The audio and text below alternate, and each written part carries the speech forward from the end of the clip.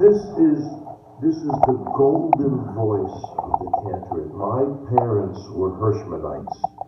If you said a bad word about Hirschman to my father, he would punch you in the face. That's how rabid in our house Hirschman ruled. And just a very fast, before you get to your point, a very fast difference between Hirschman and, I gotta say it, the Kusevitsky brothers. As much as I love them, Hirschman had no need to climax on a high note at the end of a composition.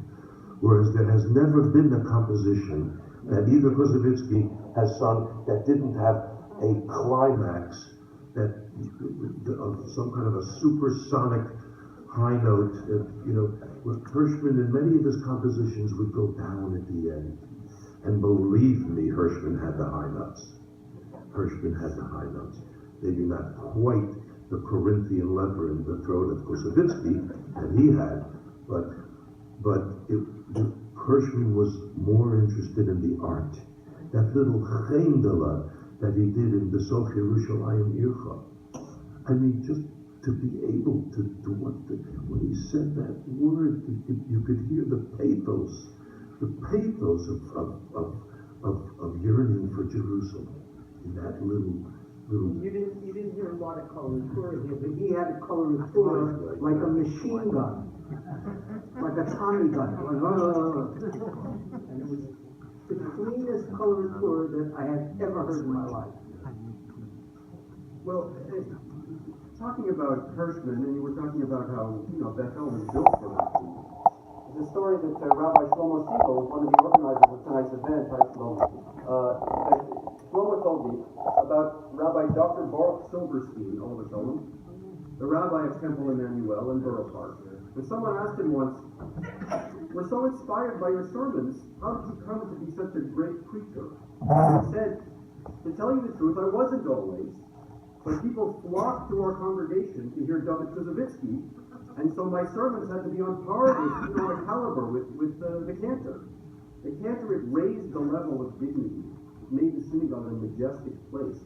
So I guess the question is, and you speak about the way in which Cantors contributed to shaping the different identities of the synagogue. To what extent did people associate themselves with their Cantors? Did it mean something if you said, I go to Temple Emmanuel of Borough Park, or I go to Bethel of Borough Park, as opposed to I go to Brooklyn Jewish Center? Does that mean something? If I may, in Brooklyn Jewish Center, you heard before, was one of my vocal mentors, Richard Tucker. Richard Tucker had a tremendous tenor voice, perhaps the greatest tenor that ever sang at the Metropolitan Opera. I always heard him in recordings singing pieces. And of course I was so impressed by his singing. But I knew that he came from Brooklyn. And when I was a little boy and I heard him in Tel Aviv, once at the great synagogue in Tel Aviv, in Allenby Street, he davened Friday night. I will never forget his Kol Hashem Yecholel Ayolos, just before the Chazodin. Must have taken him maybe 20 minutes. Contrary to his pieces that you heard on recordings which were tremendous, the man davened.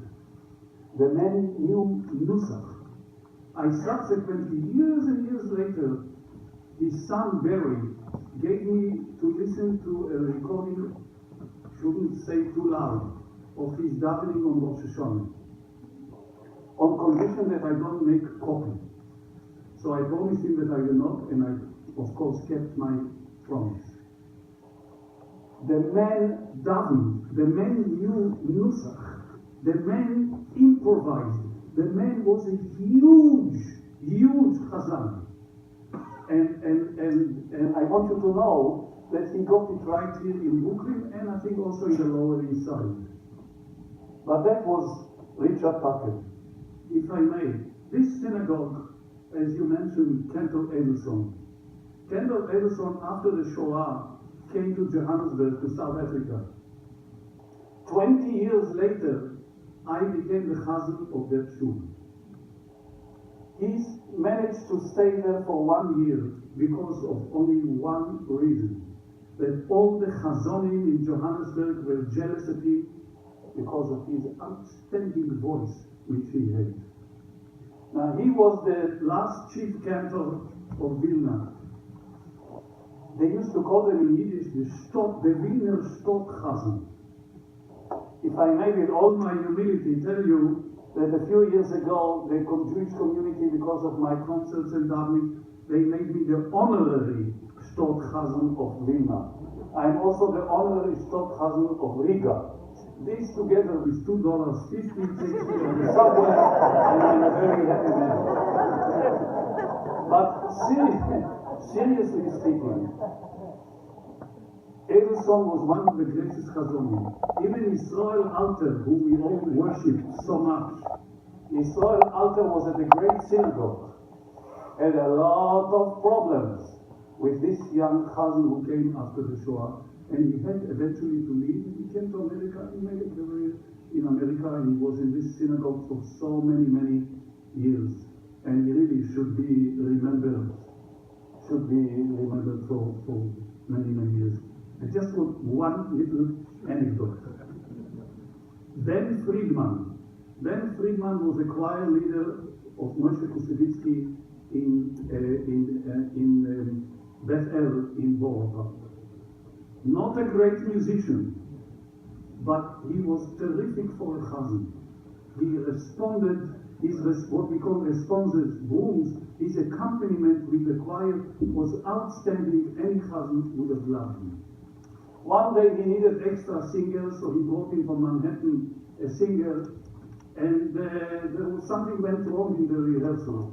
And one of the singers says to him, Ben, it says here B flat in the music, but I hear all the time B natural. Tell me, what do you want? Do you want B flat or you want B natural? So he pointed his finger at him and he said, don't you ever be technical with me.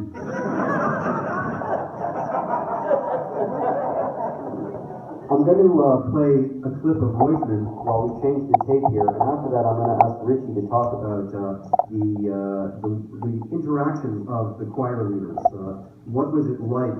What was the experience like? Was there competition between them? Were they competing for singers and so forth? But first, we're going to hear a clip from the extraordinary David Weissman.